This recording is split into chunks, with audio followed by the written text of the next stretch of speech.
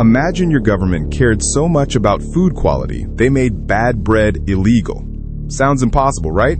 But France actually did this in 1993, and the law is still enforced today.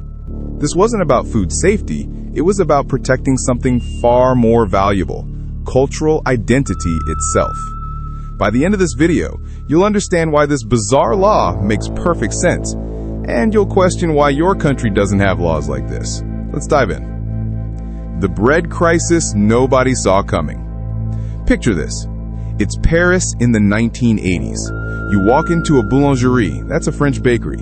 You ask for a baguette.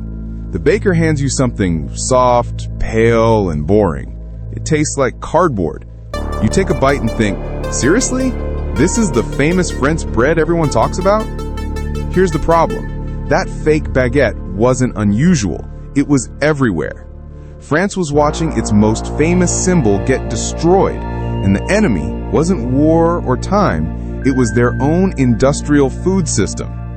By the 1980s, about 30,000 traditional French bakeries had closed down. That's according to the French Ministry of Agriculture. Supermarkets started selling factory-made baguettes instead. Frozen dough, chemical additives, mass production. The bread was cheap and fast, but it was completely hollow, both literally and culturally. France faced a crisis, but it wasn't about politics or money. It was an identity crisis.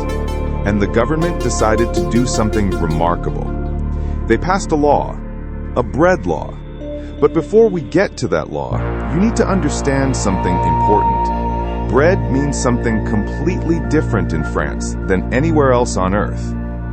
Why bread is so important to France? Let's go back in time, way back. To understand French bread, you have to start with revolutions, not recipes. Revolutions. In 1789, bread actually triggered the French Revolution. Seriously, when wheat harvests failed, bread prices exploded. Ordinary French people couldn't afford to eat. Historians say bread cost up to 80% of a poor family's income back then. Remember when Marie Antoinette supposedly said, "Let them eat cake"? Whether she really said it or not doesn't matter. The anger behind that story was real. Bread meant survival, and when survival was threatened, France exploded. Fast forward 200 years, bread had changed from survival food into cultural identity. The baguette, that long, thin, golden loaf, became the universal symbol of France itself. You've seen the image 1,000 times. A person on a bicycle with a baguette tucked under their arm, cycling through Paris. That image isn't random. It's how France sees itself. Here's a crazy fact. According to the Observatoire du Pain, French people ate roughly 320 baguettes every second in 2020. Every single second. That's not just eating. That's a daily ritual for an entire country. So when factories started making something that looked like a baguette but tasted like nothing, France didn't just get upset. France got serious. The law that changed everything. Here it is, the moment you've been waiting for. On September 13th, 1993, the French government passed the Décret Pain. The official name is Decree number 93-1074. And what this law did was extraordinary. It legally defined what a traditional French baguette must be. Not suggested, not recommended, legally defined. Under this law, bread labeled as pain de tradition français, traditional French bread, must meet super strict requirements. First, it must be made on-site where it's sold. Second, it cannot be frozen at any point. Third, it can only contain 4 ingredients: wheat flour, water, salt, and yeast. That's it. No additives, no preservatives, no shortcuts. Break those rules, you cannot legally call your product a traditional French baguette. You can't use the name, you can't market it that way. The law takes away that identity completely. Think about how remarkable that is. France basically copyrighted its own bread. They drew a line and said, "This is ours, this is real, and you will not ruin it." Protecting more than just bread.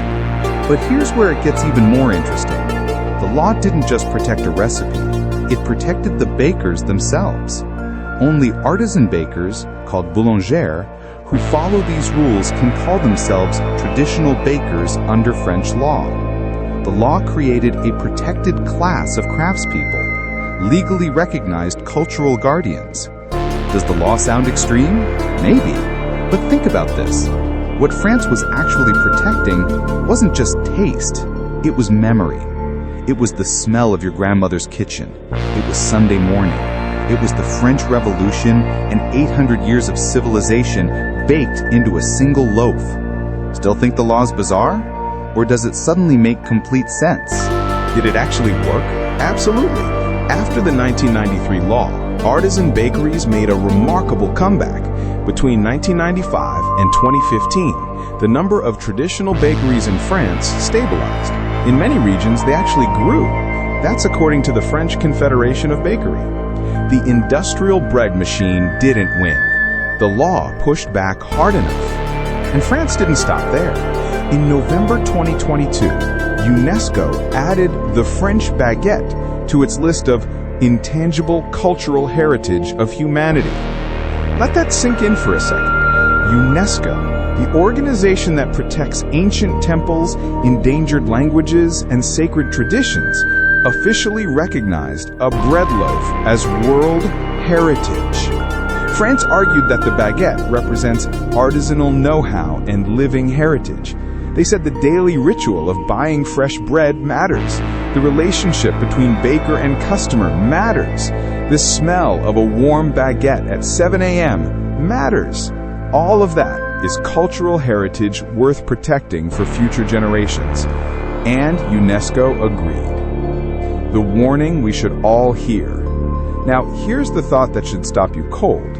If France needed a law and a UNESCO designation to protect its bread, what does that tell you about everything else we're quietly losing?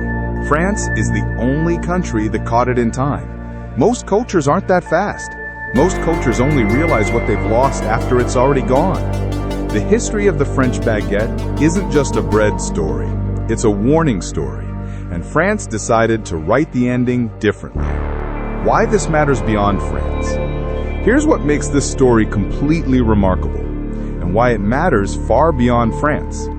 Every culture on Earth has a food that works exactly like France's baguette. A dish, an ingredient, a ritual that carries the entire weight of a civilization's memory. For Japan, it's rice. For Mexico, it's corn. For India, it's dal. For Korea, it's kimchi. These aren't just foods, they're living archives. They store history, grief, celebration, and identity in every bite. But France did something most cultures haven't done. France looked at what it was losing and said, no, we're going to protect this, legally, loudly, permanently. The bigger lesson. What France proves through this very specific and very strange 1993 law is this. Protecting culture isn't sentimental, it's strategic. It's an act of defiance against the forces that want everything to taste the same, look the same, and cost the same. So France made bad bread illegal. They weren't being dramatic. They were being honest. They were saying out loud what most countries only feel quietly. Some things are worth more than convenience. Some things are worth a law. So next time someone hands you a pale, soft, forgettable piece of bread and calls it a baguette, you'll know exactly why France would disagree and why they'd have the law on their side. If this story changed how you see food and culture, hit subscribe right now. Every day, Curie Explained uncovers the hidden stories behind what the world eats and why it matters. Here's your question for today. Does your country have a food worth protecting by law? Drop it in the comments. I read every single one. Next up, why Mexico doesn't just eat corn, they worship it. 5,000 years of sacred history, coming next.